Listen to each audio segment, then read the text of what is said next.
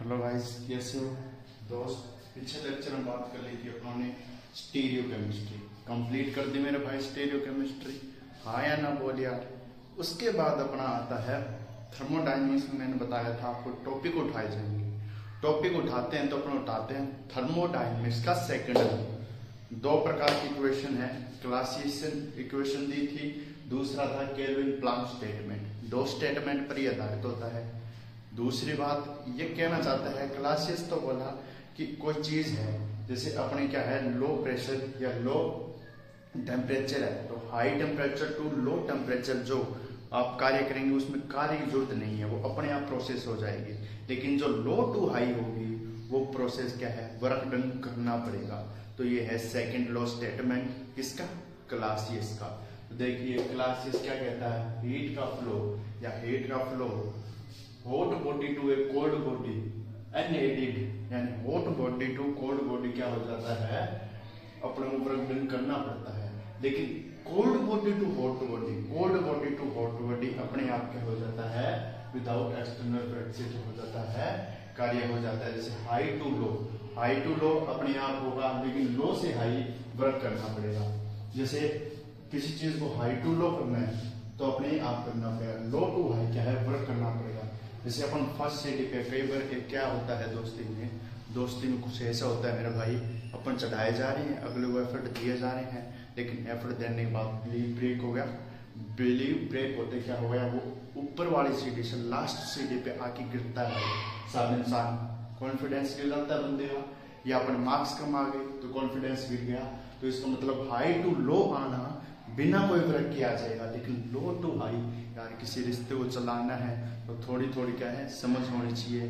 खुद कुछ गलतियां उसकी माफ की जाए, कुछ अकेला करे, रिलेशनशिप इस प्रकार से चलती है, लेकिन बिलीव होना जरूरी है। तो ये क्या हो जाता है, जैसे जैसे थोड़ा थोड़ा करके बिलीव हो जाता है तो लो टू हाई चला जाता है। लो टू हाई यानी वर्क हो जाएगा, वर्क की जरूरत पड़ेगी, कार्य करना पड़ेगा। इसलिए एकदम से कोई भी चीज नहीं होती पॉसिबल, मेहनत करनी पड़ती है। तो ये क्या है, इसका एग्जांपल एयर हाई टू लो, यानी एयर का फ्लो हाई टू लो होता है। वो कैसा होता है, high to low without work के होता है। तो यही ये कह रहा था, अगर हीट का flow hot body to a cold body हो तो ये अनएडिटिव है, और अगर cold body to hot body हो तो विदाउट एक्सटर्नल ब्रैकेट हो जाता है।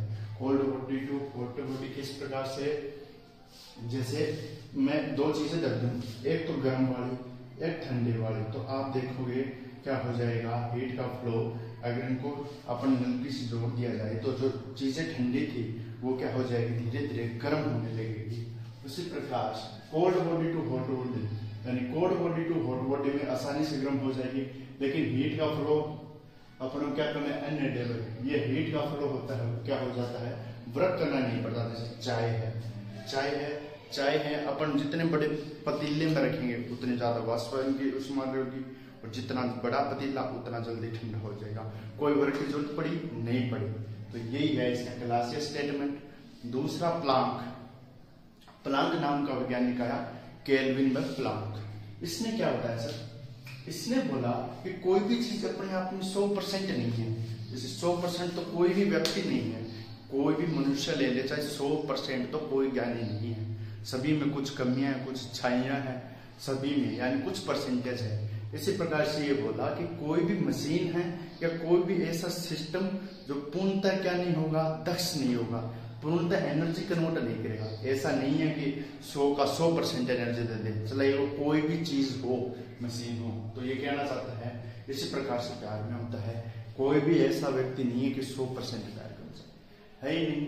तो इसी प्रकार से बोलना चाहता है कि यह इम्पॉसिबल है कि इंजन हो चाहिए, ठीक है, जिसके लिए अपन इस्तेमाल करेंगे वो क्या हो, कन्वर्ट टू ऑल हीट, यानी कोई सारी हीट को क्या कर दे, एनर्जी में क्या कर दे, ट्रांसफॉर्म कर दे, पूरी की पूरी 100% एनर्जी खर्च कर ले या एक्सपेंड कर ले अपन। तो ऐसा नहीं है। तो ये होती है नीटा क्या होती है, उष्मा इंजन या कार्नो इंजन की दक्षता। तो 100% नहीं है, इस कारण से वर्क डन हीट के इक्वल होगा। ये अपनों ने अज्यूम किया है, ये बता रहा है कि इम्पॉसिबल है होना ही, इसलिए वर्क डन हीट के इक्वल होगा। तो N बराबर W/Q इंटू 100। W वर्क है, Q हीट है, ठीक है, ये 100 क्या है, परसेंटेज है। इस प्रकार से ये हो गए दो स्टेटमेंट, ये हो गया क्लासियस स्टेटमेंट और केल्विन प्लांक स्टेटमेंट। थर्मोडायनेमिक्स का सेकंड लो आ जाए तो बताना है। ओके गाइस, ये है अपना आज से छोटा टॉपिक, छोटे छोटे टॉपिक करेंगे फर्स्ट व सेकंड यूनिट के। ओके गाइस, मिलते हैं नेक्स्ट लेक्चर में।